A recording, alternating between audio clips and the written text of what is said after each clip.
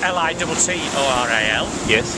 Because we're on the shoreline, and there are fancy names for all these things. But you know, it's basically karst development on the surface of the limestone on the shore face. Now, what's interesting is not these.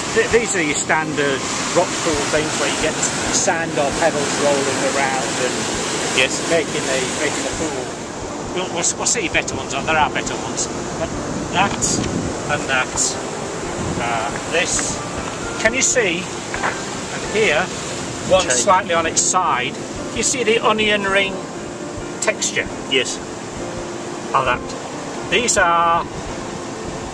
were fossil trees. These were tree roots.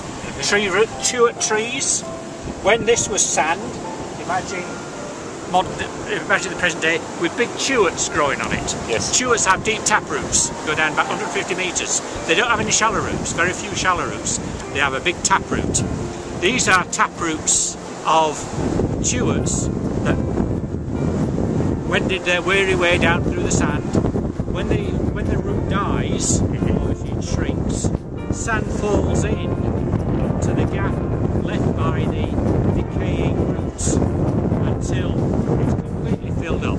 The root decays completely and is filled, and the hole left is filled up completely.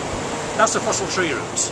That tells us that trees were growing on this material when it was still sand, before it became lithified. Because trees can't get through the body, roots can't get through the body of the limestone.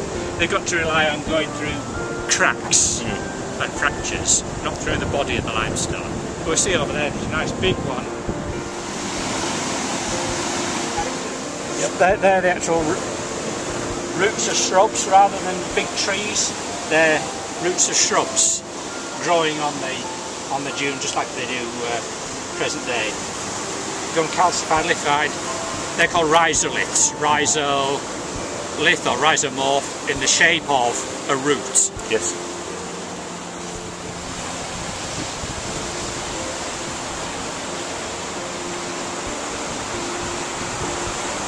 Yeah, they're a ubiquitous feature. Now, there's ocean reef. Yeah, they're a ubiquitous feature. Now, there's ocean reef. Shore reef. So that's the third of the three offshore reefs, lines of reefs.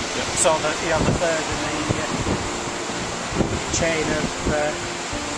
And you can see over on that face as well, you see the bedding in the limestone? Yes. We'll see that further on, where the rock's been deeply eroded in, then you get cap rock. So if you're going down the cliff face, you get the development of cap rock. Forget the tree roots now, you get development of cap rock, yes, maybe a metre and a half. Below that you maybe get half a metre of decalcified sand, because that's where the carbonate has come from to form the cap rock. Below that you get the standard limestone, which exhibits the dune bedding. Large scale